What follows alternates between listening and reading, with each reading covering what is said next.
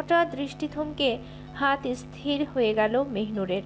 ঠোঁট দুটো খোলা রেখে নিঃশ্বাস চালাচ্ছিল সে। ভালো হাতটা দৃষ্টিলব্ধ বস্তুটার দিকে কাঁপা কাঁপা ভঙ্গিতে এগিয়ে আস্তে করে মুঠোয় পুরে নিল। বস্তুটা দূর থেকে কাছে এনে চোখের সামনে অন করলো। পাওয়ার বাটনটা অন করতেই সবার আগে নোটিফিকেশনের বার্তা দেখতে পেল। নির্বাকভাবে সেটাই ক্লিক করতেই চোখের সামনে লেখাগুলো ভেসে উঠল। তোমায় করে তুলেছিলাম মেহনুর, রাগটা দমন করার জন্য তোমার ঠোঁট দুটোতেই চুমু খেতে চেয়েছিলাম, পারলাম না। গলার স্পর্শটা সাময়িক ব্যথা দেবে, কিন্তু আমাকে দেখার আর সুযোগ দেবে না। চলে যাচ্ছি। সূর্যের আঁচটা প্রখর, তেমনি প্রখর হয়ে তাকিয়ে আছে এক জোড়া চোখ। সাদা গতিতে আয়েশি ভঙ্গিতে পায়ের উপর পা তুলে রেখেছে, পিঠটা ঠেকিয়ে রেখেছে সিটের সাথে। বদ্ধ জানালা ভেদ করে দূর দূরান্তে দৃষ্টি নিবদ্ধ করেছে। জানালার সাথে কনুই ঠেকিয়ে ঠোঁটে রেখেছে আঙ্গুল। ভাবুক স্টাইলে মৌন থাকতেই চোখ দুটো অকস্মাৎ বন্ধ করল। সুঠাম দেহের প্রশস্ত বুকটা ধীরে ধীরে নিঃশ্বাসের জন্য ফুলে উঠল। অনেকটা শব্দ করেই নিঃশ্বাস ছাড়তে লাগলো মাহাতিম আনসারি। জানালার বাঁ দিকটা এখন তার আয়ত্তে নিমগ্ন আছে। চলন্ত গাড়িটা জ্যাম কাটিয়ে হাইওয়ে তুলেছে মাত্র। পাকা রাস্তায় ৮০-র উপরে স্পিড তুলেছে ড্রাইভার। খুবই চতুরতার সাথে টেক্কা দিচ্ছে সামনের গাড়িগুলো। হাতে পর্যাপ্ত পরিমাণে সময় নেই, সেটা একটু আগেই ঘড়িতে দেখতে পেরেছে। হাতে আছে আর মাত্র ২৭ মিনিট। তার মধ্যে চেক আপ করতেই লাগবে ১০ মিনিটের মতো। আবার বিমানবন্দরের কর্মকর্তার সাথে কিছু আলাপও করা লাগবে। যোগ্য, দক্ষ, শান্ত প্রকৃতির ড্রাইভার নিজের মস্তিষ্কের মধ্যেই বসের সম্পূর্ণ শিডিউলটার ছক কষে রেখেছে। একটু এদিক ওদিক হওয়ার চান্স নেই, সেটা সে জানে। চোখের সামনে এখন ট্রাক ছুটছে। ট্রাকটার মতিগতি বড্ড অসুবিধা ঠেকলেও প্যাডেলে চাপ দিয়ে গাড়িটির স্পিড বাড়ালো ড্রাইভার। পাকাপোক্ত ড্রাইভিং হুইলটা শক্ত করে দু হাতে ধরল। প্যাডেলে চাপ প্রয়োগ করে বাতাসের সাথে ছুট লাগালো। নিমিষেই ট্রাকটাকে পিছু ফেলে দিল ড্রাইভার নোমান। মনে মনে বিশ্বজয়ের হাসি দিয়ে গাড়ি চালাতেই লুকিং মিররের চোখ আটকে গেল। সাথে সাথে কিঞ্চিত ভয়ের সাথে ঢোক গিলল নোমান। পিছনের সিট থেকে একজোড়া তীক্ষ্ণ দৃষ্টি নোমানের কার্যকলাপ নীরবে পর্যবেক্ষণ করছে। নোমান যে একটু আগে বিশ্বজয়ীর মতো হাসি দিল, সেটাও হয়তো তার চোখ এড়ায়নি। প্রায় ৪টা বছর ধরে মাহাতিম আনসারিকে চেনে নাজমুল নোমান। পেশাগত জীবনে মাহাতিমই তাকে নিজের ব্যক্তিগত ড্রাইভার হিসেবে নিয়োগ দিয়েছে। ব্যক্তিগত ছাড়া আরও কি কি কাজে নিয়োগ দিয়েছে সেটা ডিপার্টমেন্টের খুব উচ্চ পদের লোকেরাও জানে না। পরিষ্কার করে কাউকে বলেওনি নোমানের বস। সামরিক বাহিনী থেকে ব্যক্তিগত মানুষ নিয়োগ দেওয়াটা সহজ কোনো ব্যাপার ছিল না। উক্ত পাওয়ারটা মূলত বিশেষ কিছু ব্যক্তিদের জন্য বরাদ্দ, তার মধ্যে মাহাতিম অন্যতম। সামরিক বাহিনীর কথা শুনলেই বুকের ভেতরটা কেমন অস্থির হয়ে ওঠে, সেটা সকলের কাছে অজানার বিষয় নয়। নোমান দ্রুত নিজের ভয়গুলোকে মনের ভেতর লুকিয়ে নিল। নিজের দিকটা স্বচ্ছ রাখার জন্য লুকিং মিররে চোরা দৃষ্টিতে তাকালো। আবার বিষম খেল নোমান। এখনও সেই দৃষ্টি দুটো স্থিরভাবে তাকিয়ে আছে ওর দিকে। নোমান জোরে জোরে দুটো ঢোক গিলে ড্রাইভিং হুইলটা শক্তভাবে ধরল। গলাটা একটু পরিষ্কার করে প্রসন্ন সুরে বলল, স্যার কিছু বলবেন? এখনও লুকিং মিররের দিকে দৃষ্টি নিবদ্ধ রেখেছে মাহাতিম। নোমানের ছোট্ট প্রশ্নটা শুনে এবার সামনের দিকে তাকালো। হাইওয়ের রাস্তাটা এক পলক দেখে নিয়ে আবার লুকিং মিররে দৃষ্টি রাখলো। গলায় কপর ঝাঁঝ মিশিয়ে সতর্কতার সুরে বলল, ৮০-র উপরে স্পিড তুলে নিজেকে শেয়ানা ভাবতে যেও না। প্রথমেই তুমি ট্রাফিক রুলস ব্রেক করে বসে আছো, এটা বাংলাদেশ দেখে বেঁচে গেলে। অন্য কান্ট্রি হলে। কথাটা শেষ করার সময় ও সুযোগ দুটোই পেল না মাহাতিম। চট করে সাদা প্যান্টের পকেটে ফোনের ভাইব্রেট অবস্থা টের পেতেই কথা থামিয়ে ফেলল। বসকে ফোনের জন্য ব্যস্ত হতে দেখে চোখ বন্ধ করে স্বস্তির নিঃশ্বাস ছাড়ল নোমান। মাহাতিমের কড়া কথাগুলো মাঝে মাঝে হজম করা যায় না। যেই চোখ দিয়ে একবার তাকায় ওইখানেই যেন গেড়ে ফেলে। নোমান ভেবেই পায় না কি করে তার বসের বউ কি করে তার বসকে ট্যাকল করে। বসের বউ সম্ভবত খুব রাগী। যখন সে সালাম দিল তখন ম্যাডাম একটুও কথা বলেনি। নোমান নিজের ভাবনা চিন্তায় মশগুল থাকলে ফোনের স্ক্রিনে চোখ রাখলো মাহাতিম। কলার নামটা দেখে প্রথমে ইচ্ছে করছিল কেটে দিতে, পরক্ষণে সেটা রিসিভ করে কানে ঠেকালো। জানালা থেকে সরে গিয়ে পিঠ সোজা করলো। বাঁ হাতের ঘড়িতে সময় দেখা মাত্রই ছোট্ট শব্দটা বলে উঠল। হ্যালো। কাঙ্ক্ষিত সাড়াটা পেয়ে গেলে কিছুক্ষণ চুপ রইল সৌভিক। মাহাতিম এই চুপটির অর্থটা ভালো করে জানে। ফোনের ওপাশে কথা গুছাতে ব্যস্ত সৌভিক, তাই সে চুপ করে আছে। মাহাতিম তাকে সহজ করার জন্য নিচ থেকেই বলে উঠল, কলটা তো এমনি এমনিই করিসনি, কী কারণে করেছিস সেটাই বল। একটু স্বাচ্ছন্দ্য বোধ করলো সৌভিক। গলাটা ভিজিয়ে নিয়ে স্বাভাবিক কণ্ঠে বলল, ভাবির সাথে যোগাযোগ বন্ধ করিস না মাহাতিম। আমি জানি তুই কী ধরনের চালাকি করার চিন্তায় আছিস। ওর সাথে আপাতত এসব কিছুই করিস না, মেয়েটা প্রচুর কষ্ট পাবে। তুই একটু কল করে যদি ভাবিকে।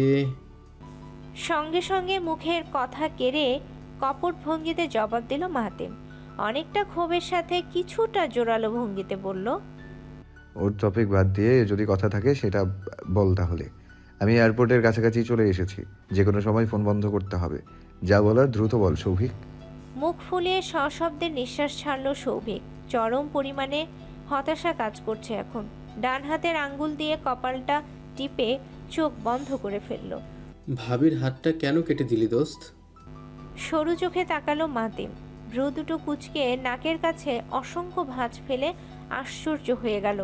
চরম আশ্চর্যের সাথে প্রশ্নাত্মক কণ্ঠে বলল, কার হাত কেটেছে বললি? সৌভিক তৎক্ষণাৎ চাপা ক্ষোভের সুরে গজগজ করে উঠল, ভাবির হাত তুই কাটিসনি? কতখানি মাংস তুলছিস চিন্তা আছে? প্রীতি যে কত কাহিনী করার পর স্যাবলন লাগাতে পেরেছে।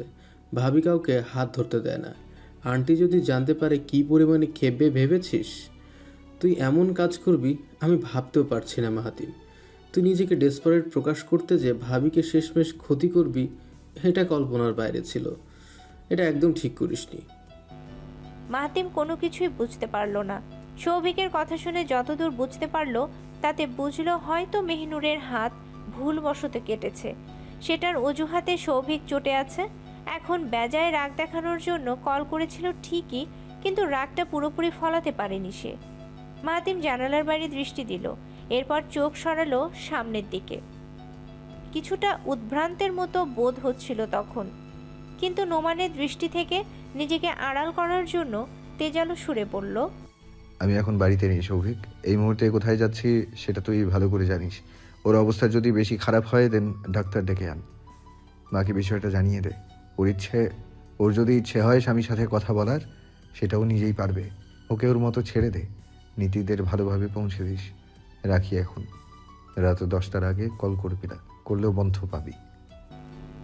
মাহাতিমের কথার বিপরীতে কথা বলার জন্য বাক্য সাজাচ্ছিল সৌভিক। মাহাতিম একটানে কথাগুলো শুনিয়ে দিতেই সৌভিক যেই মুখ খুলবে অমনি কানে কলকাটার টুট টুট আওয়াজ শুনতে পেল। দাঁতে দাঁত পিষে কান থেকে ফোন সরিয়ে স্ক্রিনে তাকালো। ততক্ষণে মাহাতিমের ফোন বন্ধ হয়ে গেছে, আর কল করেও মাহাতিমকে পেল না সৌভিক। সকালের নাস্তাটা খাপছাড়াভাবে শেষ হলো। কেউ নাস্তা খেলো, কেউ বা খেলো না। কেউ কেউ আধা খেয়ে উঠে চলে গেল, কেউ রুটি ছিঁড়তেই সময় পার করলো। মার্জা না চাইতেও নাস্তা খেতে বাধ্য হলো। একান্ত ওষুধের জন্যই যতটুকু খাওয়া দাওয়া। মেহনুর আজ নাস্তার টেবিলে আসেনি। সকালে এক পলকের জন্য বিমর্ষ মুখটা দেখেছিল, এরপর আর দেখেনি। মাথায় খয়েরি রঙের ওড়নাটা পরিপাটিভাবে টেনে সিঁড়ি দিয়ে উপরে উঠল। পা টিপে টিপে ছাদের ডান দিকের রুমটায় চলে এলো। দরজায় হালকা নীলের পর্দা ঝুলছে। পর্দার শেষ ভাগটা সাদা রঙের। মার্জা ডান হাতে পর্দা সরিয়ে রুমের ভেতরে পা রাখল। শান্ত মুখে ভেতরে ঢুকতেই চোখ দুটো বিছানার দিকে স্থির হয়ে গেল। হাঁটু দুটো বুকের কাছে তুলে মাথাটা হাঁটুতে ঠেকিয়ে রেখেছে মেহনুর। গোলাপি চাদরের পরিষ্কার বিছানায় গুটিসুটি হয়ে বসে আছে। মেহনুরকে ওভাবে মাথা ঠেকিয়ে বসতে দেখে মার্জা তার পাশে গিয়ে বসলো। মেহনুরের পিঠে হাত বুলিয়ে দিতে থাকলে পরম আহ্লাদের সুরে বলল, নাস্তা না করলে চলবে? মাহাদিকে পাঠালাম, নীতিকে পাঠালাম, সবাইকে তুমি এক এক করে ফিরিয়ে দিলে। না খেলে যে শরীর আরও রোগা করবে, বুঝো না? মাহাতি মেলে তো খুব বকবে মেহনুর। কাল কি বোকার নমুনা দেখনি? নড়ে চড়ে উঠল মেহনুর।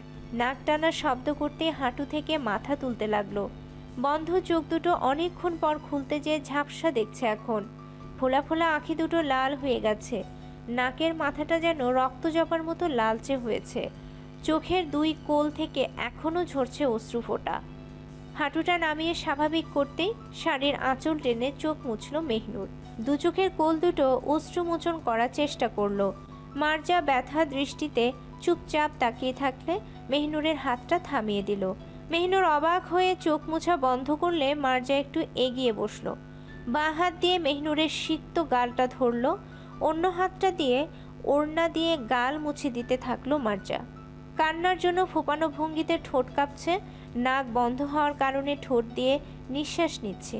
শাশুড়ির মুখপানে কান্না বিজড়িত চাহনিতে তাকিয়ে থাকলে হাসার চেষ্টা করলো মার্জা। মারে, তোকে কি কাদার জন্য এ বাড়িতে নিয়ে এসেছি? আমার মতো বুড়িকে একটু দেখবি, সময় দিবি, তোর সংসারটা একটু একটু করে বুঝিয়ে নিবি, আমার মাহাতিমটাকে সামলাবি। এ সময় তো তোর মা। মেহনুরকে শান্ত করার উদ্দেশ্যে মাথায় হাত বুলাচ্ছে মার্জা। চোখের অবাধ্য জল যেন মার্জার দুই সম্বোধন থেমে গেল। এক টুকরো সুখ পাওয়ার মতো খুশি অনুভব করলো মেহনুর। শাশুড়ির চাওয়া মতো চোখ দুটো ভালো করে শেষবারের মতন মুছল। নীরবের সব কার্যকলাপ দেখে প্রাণ খোলা হাসি দিল মার্জা। স্নেহের কোমল মায়ায় হাত দুটো বাড়িয়ে মেহনুরকে বুকে টেনে নিল। মেহনুরের মাথাটা নিজের শূন্য বুকটার কাছে চেপে মাথায় আদরের পরশ বসিয়ে দিল। দু হাতে মাতৃভাণ্ডারের ভালোবাসা বিলিয়ে অনেকক্ষণ আগলে রাখলো। মায়ের মতোই নিখাত স্নেহের অস্তিত্ব পেয়ে মার্জাকেও হাত এগিয়ে জড়িয়ে ধরল মেহনুর। ছোটবেলায় শেফালির হাতে মার খেয়ে কাঁদতে কাঁদতে মায়ের বুকটায় লুকাতো মেহনুর। মায়ের মাতৃগন্ধে গা মিলিয়ে একসময় ঘুমিয়ে পড়ত। সেই মধুর দিনগুলো আর খুঁজে পায় না মেহনুর। হাতড়ে হাতড়ে অনেক খোঁজাখুঁজির পর বুঝতে পেরেছে বয়স বাড়ার সাথে সাথে মায়ের দেহে গা মেলানোর দিনগুলো হারিয়ে গেছে। মেহনুর যেন ভুলেই গেল সে এখন মার্জার ছায়ায় ঢেকে আছে। মার্জাকে মায়ের মতোই কাছে পেয়ে আনমনে বলতে লাগলো মেহনুর। কিছুটা ব্যথাতুর গলায় আর্দ্র মিশ্রিত কণ্ঠে প্রশ্ন করলো, মা, আপনার সাথে যদি কম কথা বলি আপনি কি আমার উপর রাগ করবেন? মাথায় থুতনি বসিয়ে চোখ বন্ধ করেছিল মার্জা। ওই অবস্থায় শান্ত কণ্ঠে উত্তর বলে দিল, এখানে রাগের কি দেখলি? রাগ করবো কেন? বাবা মশাই তো বলেই দিয়েছে তুই কম কথা বলিস। শাশুড়ির কথায় মনের সমস্ত জড়তা দূরীভূত হলো মেহনুরের। মনের মধ্যে জট পাকানো প্রশ্নটা এবার প্রস্তুত করে নিল। মার্জাকে ছেড়ে দিয়ে সোজা হয়ে বসলো। জিজ্ঞাসু দৃষ্টিতে প্রশ্ন করে উঠল, উনি কিসের চাকরি করেন মা? আমাকে উনি আজ পর্যন্ত ওনার সম্পর্কে কিছু জানাননি। উনি আমায় বিশ্বাস করতে পারেন না। মাঝে মাঝে মনে হয় উনি আপনাকে খুশি করতে আমাকে বিয়ে করেছেন। আমাকে মাফ করুন, আমি জানি এরকম কথা বলা ঠিক হচ্ছে না, কিন্তু আমার উত্তরগুলো কেউ দেয় না মা। সবাই আমার থেকে মুখ ঘুরিয়ে নেয়। আমি কি গ্রামের মেয়ে বলে? চট করে জিভ কামড়ে ছি ছি করে উঠল মার্জা। তড়িৎ গতিতে মেহনুরের মুখটা হাত চাপ দিয়ে না সুযোগে মাথা নাড়ালো। উদ্বিগ্ন দৃষ্টিতে চিন্তিত সুরে মেহনুরের উদ্দেশ্যে বলল, এখানে গ্রাম ট্রাম বলে কিছু নেই, খবরদার এসব আজে বাজে কথা মুখে আনবি না। মারে, মাহাতিম নিজেই তোকে পছন্দ করেছে। সেদিন তরুণ লম্পটের জন্য শেফালি ভাবি যখন তামাশা করলো তখনই মাহাতিম আমার কাছে এসে বিয়ের প্রস্তাব রাখতে বলেছে। ও চেয়েছিল তুই ওর কাছেই থাক। তোর জন্য এই প্রথম ওকে ছুটির জন্য পাগলামি করতে দেখেছি। আমার কোলে মাথা রেখে কতবার যে কাকে কাকে কল দিল সেই হদিশ আমিও মিলাতে পারি না। মেহনুর কৌতূহল দৃষ্টিতে তাকালো এবার। ছটফট করে উঠল মার্জার মুখে পরবর্তী কথাটি শোনার জন্য। পরের কথা যে মাহাতিমের পেশা সম্পর্কীয় সেটা কিঞ্চিত হলেও ধরতে পেরেছে মেহনুর। শাশুড়িকে তাড়া দিতে যে হঠাৎ অপ্রত্যাশিত ঘটনার মুখোমুখি হলো সে। কে যেন দরজার কাছে থেকে অনমনীয় কণ্ঠে ডেকে ওঠে। চকিত হড়বড় করে দরজার দিকে তাকায় দুজন। মেহনুর মানুষটাকে চিনতে না পেরে তাকিয়ে থাকলে মার্জা তখন সাদরে গ্রহণ করার জন্য বিছানা থেকে নেমে যায়। দরজায় দাঁড়িয়ে আছে খুবই শৌখিন পোশাকের মহিলা। চামড়ায় এমনভাবে কৃত্রিম রং মেখেছে, গাল দুটো গোলাপি গোলাপি হয়ে আছে। ঠোঁটে লাল রঙের ম্যাট লিপস্টিক কড়া করে দিয়েছে। পরনে আভিজাত্য ভঙ্গির শাড়ি পরা, রংটা সোনালি রঙের মধ্যে ঝিলমিল করে চোখ ধাঁধাচ্ছে। ব্লাউজটা খুবই দৃষ্টিকটু লাগছে। এটা মেহনুরের কাছে কেমন লজ্জাজনক বোধ হলো। বাদামি রঙের মখমল কাপড়ের ব্লাউজটা হাতাবিহীন, তার উপর গলাটাও বেশ হাঁ করা। শাড়ির আঁচল যদি বেখাপ্পাভাবে সেফটি পিন মুক্ত হয়ে যায় তাহলে লালসাজনিত যে কোনো পুরুষই চলে যাবে। বেজায় ঘেন্না কাজ করছিল মহিলার প্রতি। অশালীন পোশাক আশাক পরে এই মহিলা কিভাবে চলাফেরা করে? অস্বস্তি বোধ হয় না? পুরুষালী দৃষ্টি তো গিলে গিলে খাওয়ার কথা। মেহনুর নিজেই আর মহিলার দিকে তাকাতে পারল না। প্রচণ্ড লজ্জা কাজ করছে মহিলার অবস্থা দেখে। মাহাতিম কি এই মহিলাকে দেখতে পারে? মাহাতিম যদি এই মহিলাকে প্রশ্রয় দেয় তাহলে একটুও মাহাতিমের সাথে যোগাযোগ করবে না মেহনুর। ওই অসভ্য লোককে একদম সহ্য করবে না সে। মনে মনে উদ্ভট জেদে ভস্মীভূত হতে থাকলে চিন্তার দুনিয়ায় ছেদ করল মার্জা। চোখ তুলে সামনে তাকাতেই দেখল ওই বেহালাপনা মহিলা ওর দিকে হ্যান্ডশেক করার জন্য হাত বাড়িয়েছে। বাড়িয়ে দেওয়া হাতটায় দামি একটা ব্রেসলেট দেখতে পেল মেহনুর। হাতের 5টি আঙুলের সমান তালে হিরে বসানো আংটি পরা তার। মেহনুর ড্যাব ড্যাব করে হাতের দিকে তাকিয়ে থাকলে মহিলা এবার বাঁ ভ্রু উঁচু করল। মেহনুরের দিকে আপাত মস্তক ঘৃণ্যভাবে তাকিয়ে দেখল। মার্জা এখন পাশে দেখে দৃষ্টি পাল্টালো মহিলা। ঠোঁটে মিথ্যে হাসি ঝুলিয়ে সেই হাত বাড়িয়ে মেহনুরের থুতনি ধরল। মেহনুর তখনও উজবুকের মতো তাকিয়ে থাকলে মহিলা নিজেই তখন বলে উঠল, তুমি তাহলে মেহেরুন আফরিন? দেখে ভালো লাগলো, প্রিটি লেডি। আমি হচ্ছি তোমার মামি শাশুড়ি, মাহাতিমের একমাত্র রজনী মামি। ছেলেটা আমার সাথে দেখা করতে গেল না। আমার লোকটা কি খারাপ। মেহনুরের থুতনি ছেড়ে এবার মার্জার দিকে তাকালো রজনী ইবনাত। মেহনুর মনে মনে তীব্র মাত্রায় রাগ অনুভব করছে। কেন করছে তা সে নিজেও জানে না। এদিকে সবার দৃষ্টি বাঁচিয়ে একজোড়া চোখ তখন সিসি ক্যামেরার মতো কাজ করছে। অবশ্য সেটা কারো নজরে পড়েনি। জানালা দিয়ে গোয়েন্দা স্টাইলে দৃষ্টি রেখে আছে মাহদি।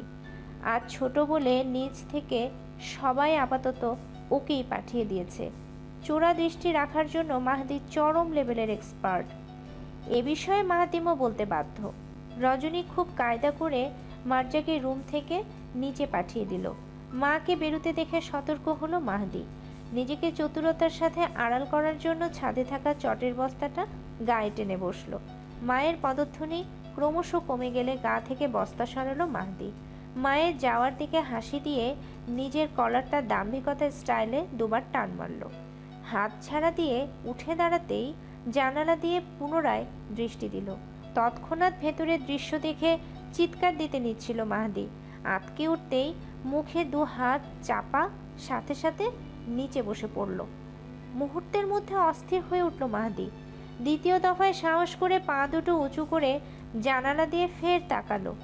পূর্বের তুলনায় দ্বিগুণ মাত্রায় শিউরে উঠে ছাদের ফ্লোরেই বসে পড়ল মাহদি। মাথা কাজ করছে না ওর। ভয়ার্ত বুকটা চিপসে আসছে। কি করবে ভাবতে পারল না। তড়িঘড়ি করে ট্রাউজারের পকেট থেকে মায়ের চুরি করা ফোনটা বের করলো। নিঃশ্বাসের প্রখরে হাঁপাতে হাঁপাতে ভয়েস রেকর্ডই সঠিক মনে হলো। তাড়াতাড়ি হোয়াটসঅ্যাপে ঢুকে অডিও অপশনে বৃদ্ধাঙ্গুল চেপে গড় করে বলতে লাগলো মাহদি। ভাইয়া, আপুর জননী মামি ব্যথা দিছে, রক্ত পড়ছে। আমার বউকে ব্যথা দিছে, ব্যথা। চাপা আর্তনাদে চিল্লিয়ে উঠল মেহনুর। রুমের প্রতিটি দেয়াল যেন সাক্ষী হিসেবে মৌন রইল। অসহ্য ব্যথায় চোখ খিচে আছড়ে পড়ল কান্নায়। সাথে সাথেই মাথা নামিয়ে ফেলল বিছানার দিকে।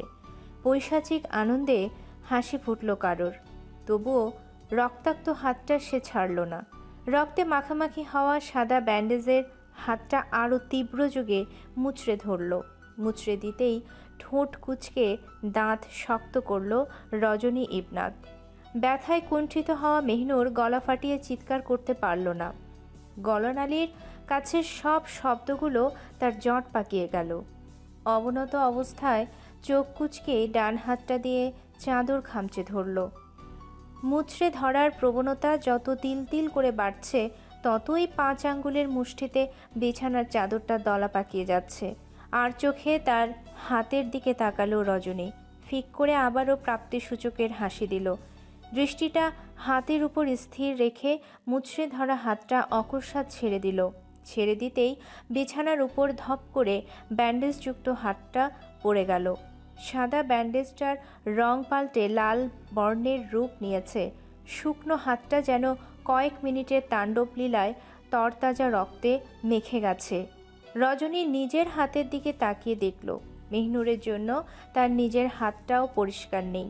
রক্তের অংশাবশেষ তার হাতকেও রাঙিয়ে দিয়েছে।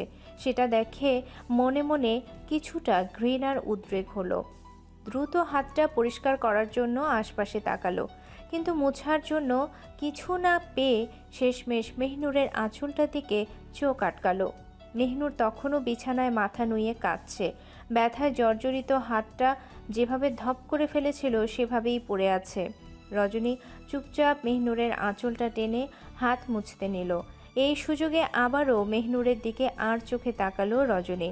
কোনোরূপ বিশেষ প্রতিক্রিয়া না দেখিয়ে হাত মুছতে মুছতেই ব্যঙ্গতার কণ্ঠে বলল, তোমার গালটা ঠাটিয়ে একটা চড় দিলে ভালো হয়। পৃথিবীতে কিছু মানুষ আছে যাদের চেহারা চড় থাপ্পড় খাওয়ার জন্য হয়। তুমিও তাদের থেকে ব্যতিক্রম নও। তোমার সাথে শত্রুতা করার ইচ্ছা নাই। শত্রুতা করতে যোগ্যতা থাকতে লাগে। একটা সমান সমান ব্যাপার আছে, এই দুটোর কোনোটি তোমার মধ্যে নেই। আমি ভাবছিলাম ইউ আর অ্যান স্ট্রং ওপেনেন্ট। এখন তোমার অবস্থা দেখে আশ্চর্য হব না হাসব সেটাই ভেবে পাচ্ছি না। মহাতিম তোমার মতো গণ্ডমূর্খ ধরে আনবে সেটা সত্যি অবিশ্বাস্য। মেহনুর মাথা নত করে রাখল। তখন ওঠানোর সাহস হলেও জোর পেল না। মাহাতিমের একটা কথা মনের মধ্যে ঘুরপাক খেতে লাগলো। তোমার শান্ত চুপচাপ স্বভাবটা আমার ভালো লাগে। সহসা ব্যথা ভুলে চোখ বন্ধ করল মেহনুর। ঘেঁটে ঘেঁটে সেই দিনটার কথা স্মরণ করতেই আবার চোখ খুলে তাকালো। মাহাতিম যদি গণ্ডমূর্খকে বিয়ে করে তাহলে এই মহিলার সমস্যা কি? সে কেন মেহনুরের সাথে অমানুষের মতো আচরণ করছে, যেখানে বিয়ের পুরো ব্যাপারটাই মাহাতিম নিজে দেখেছে? সেখানে এই মহিলার অবৈধ হস্তক্ষেপ স্বাভাবিক ঠেকল না। মেহনুর ঢোক গিলে একটু স্থির হওয়ার চেষ্টা করল। ব্যথায় হাতটা অসাড় হয়ে আছে তার। নাড়াচাড়া করতে গেলেই মারাত্মক পীড়া দিচ্ছে। রজনী সেখানে আর দাঁড়িয়ে থাকলো না, যাওয়ার জন্য উদ্ধত হলো। তখন দরজার বাইরে পা দিতেই হঠাৎ কি যেন ভেবে পা থামিয়ে ফেলল। মাথাটা পিছু ফিরিয়ে মেহনুরের বিপন্ন অবস্থা দেখে আরেকবার হাসার চেষ্টা করল। সেই হাসিটা ভুতুড়ে কাণ্ডের মতো কিছুক্ষণ স্থায়ী থেকে এরপর গম্ভীরতায় আচ্ছন্ন হলো। তীব্র ক্ষোভে জর্জরিত হয়ে মনে মনে বলতে লাগলো, তোমার স্বামীকে তো শায়েস্তা করতে পারবো না, সে অধিকার আমার নেই। কিন্তু সে হয়তো জানে না তার কলিজার উপর হাত লাগিয়ে কি কি কারুকার্য দেখাতে পারি। তোমার স্বামীকে কাদা জল খাইয়ে ছাড়বো। মেহেরুন লক্ষ্মী, তোমার স্বামীকে কঠিনভাবে জব্দ করব। দাঁতে দাঁত পিষে কটমট ভঙ্গিতে কথাগুলো বলল রজনী। এরপর পা চালিয়ে হরদম গতিতে সেখান থেকে বেরিয়ে গেল। নিরুপায় মেহনুর ব্যথিত চোখ তুলে রজনীর যাওয়া দেখল। মহিলার দাপট, চলন, অঙ্গিভঙ্গি সবই যেন অন্য মাত্রায় প্রকাশ পাচ্ছে। শহরে এভাবে চলাফেরা করা মহিলাগুলো এত সহজে দাপট দেখায় না। নেহায়েত এর পেছনে বিশাল কারণ লুকিয়ে আছে। ফোনের দিকে প্রায় 8 জোড়া চোখ উন্মুখ দৃষ্টিতে তাকিয়ে আছে। তাদের অবস্থা এমন যেন ফোনের মধ্যেই জান ঢুকে যাচ্ছে। চিন্তায় সবার মুখের অবস্থা 12টা বেজে গেছে। কেউ স্বস্তিতে নিঃশ্বাস পর্যন্ত নিতে পারছে না। নীতি উদ্বেগের যাতনায় রীতিমতো নখ কামড়াচ্ছে, দাঁত দিয়ে নখ কাটছে বারবার। তোফ ডান হাতের তালুর সাথে বাঁ হাতের তালুটা ক্রমাগত ঘষাঘষি করছে। সৌভিক হাতে ফোন নিয়ে স্ক্রিনের দিকে ব্যাকুল দৃষ্টিতে তাকিয়ে আছে। বাকিদের অবস্থাও একই। হঠাৎ নীরবতা পণ্ড করে ফোনের নোটিফিকেশন বেজে উঠল। অমনি হুড়মুড় করে উঠল আটজনের দৃষ্টি। ধুকপুক ধুকপুক করে হৃৎপিণ্ড লাফাতেই সৌভিক সবার মুখের দিকে একবার একবার করে তাকিয়ে নিল। জোরে দম নিয়ে সেটা শব্দ সহকারে ছাড়তে ছাড়তে নোটিফিকেশন অপশনে বৃদ্ধাঙ্গুল রাখল। সাথে সাথে স্ক্রিনের রং পাল্টে হোয়াটসঅ্যাপের ব্যাকগ্রাউন্ডে ঢেকে গেল। চোখের সামনে স্পষ্ট হলো ছোট্ট একটা ভয়েস টেক্সট। সৌভিক আবারও বুক ভর্তি নিঃশ্বাস টেনে সেখানেও বৃদ্ধাঙ্গুল স্পর্শ করল। আঙ্গুল ওঠাতেই বাজতে লাগলো বাচ্চা কণ্ঠের আতঙ্কিত সুর। প্রতিটি কথা শুনতে শুনতেই বুকের পৃষ্ঠে ধকধক করে তীরের মতো কঠিন কিছু বিদ্ধ হলো। সৌভিক হাতের ফোন ফেলেই দৌড়। সৌভিকের পিছু পিছু ধূপধাপ শব্দ করে দৌড় লাগালো সবাই। সৌভিক ছুটে গেল মাহদির রুমের দিকে। বাকিদের মধ্য থেকে মেয়েদের দলটা ছাদের দিকে পা চালালো। অবশিষ্ট দুজন হতভম্বের মতো দু দলের গতিপথ দেখে চিন্তিত হয়ে উঠল। কোন দিকে পা চালাবে সেটা নিয়ে চিন্তা করতেই শেষমেশ মাহদির রুমের দিকে ছুট লাগালো। সৌভিক বন্ধ দরজায় ধাক্কা মেরে একই গতিতে রুমের ভেতরে ঢুকলো। বিছানার কাছে আসতেই হতবাক দৃষ্টিতে থমকে গেল। বিছানায় উপুর হয়ে বালিশে মুখ ঠেসে বিলাপ করছে মাহদি। দু হাতে বালিশটাকে শক্ত করে খামচে ধরেছে সে। বালিশের মধ্যে মুখ গুজেই অস্ফুট সুরে আবুল তাবুল বকে যাচ্ছে। সৌভিক ব্যাপারটা বুঝতে পেরে বিছানার দিকে এগিয়ে গেল। মাহদিকে টেনে টুনে বালিশ থেকে উঠিয়ে সোজা করে বসালো। ইতিমধ্যে মাহদির শিশুসুলভ বাচ্চা মুখটা কান্নায় লাল হয়ে গিয়েছে। চোখ দুটো টলমল করছে। হিচকে কান্নায় ঠোঁট উল্টে হাতের উল্টো পিঠে অনবরত চোখ ডলছে সে। সৌভিককে সামনে দেখেও কান্না থামাতে পারছিল না মাহদি। চোখ উল্টে কেঁদেই যাচ্ছিল তখন। সৌভিক প্যান্টের বাম পকেট থেকে রুমাল বের করে মাহদির মুখ মুছে দিতে লাগলো। চোখে ডলতে থাকা হাতটা সরিয়ে দিয়ে নিজের দিকে মুখটা ঘোরালো। পেছন থেকে হুড়হুড় করে সিয়াম ও তৌফ ঢুকলো। বিছানার দিকে নজর পড়তেই চটপট বিছানায় এসে বসলো। সৌভিক চোখ মুছে দিতেই ঘটনাটা আবার শোনার জন্য শান্তভাবে তাগাদা দিল। মাহদি চোখ মুখ লাল করে তিনজনের দিকেই তাকাতে লাগলো, অথচ মুখ ভেদ করে অত্যাচারের দৃশ্যটা বর্ণনা করল না। তৌফ, সিয়াম সৌভিকের মতোই তাড়া দিল মাহদিকে। একে একে তিনজনের মুখে অনুরোধ শুনে বিগলিত কণ্ঠে বলতে লাগলো মাহদি, তোমাদের কথা মতো সেখানে নজর রাখতে গিয়েছিলাম, সব কিছু ঠিকঠাক ছিল। মা যখন রুমে ছিল তখনও সব কিছু ঠিক ছিল। যেই মা কাজের উসিলাই রুম থেকে বেরিয়ে গেল তখনই মামি বইয়ের হাতটা নিয়ে মনের সুখে মোচড়তে লাগলো। সকালেই নাতি আপু বইয়ের হাতটা ব্যান্ডেজ করে দিয়েছে, সেই হাতে ইচ্ছে করে ব্যথা দিয়েছে মামি। তৈফো ভাইয়া এখন তুমিই বলো, মামি বইয়ের হাতে ওভাবে ব্যথা দিল কেন? খুব রক্ত পড়ছিল তৈফো ভাইয়া। আমি ভয়ে কোনো মতে ভয়েস রেকর্ড করেছি, সেটাই হোয়াটসঅ্যাপে পাঠিয়ে রুমে চলে এসেছি। আমি ওই রাজিনী মামির সামনে যাব না ভাইয়া, আমাকে ওই ডাইনি মহিলার কাছে পাঠিও না। আমি ভাইয়াকে সব বলে দিব, আমি বিচার দিব ওই মহিলাকে শাস্তি দেওয়ার জন্য। ভাইয়া ওই ডাইনিকে ছাড়বে না। মাহদি তিরিক্ষি মেজাজে গজগজ করতে লাগলো। চোখ দিয়ে আর পানি পড়ল না। চোখ দুটো যেন প্রতিশোধের শিখানলে দাউ দাউ করে জ্বলছে। ওরা তিনজন কিচ্ছু বলল না।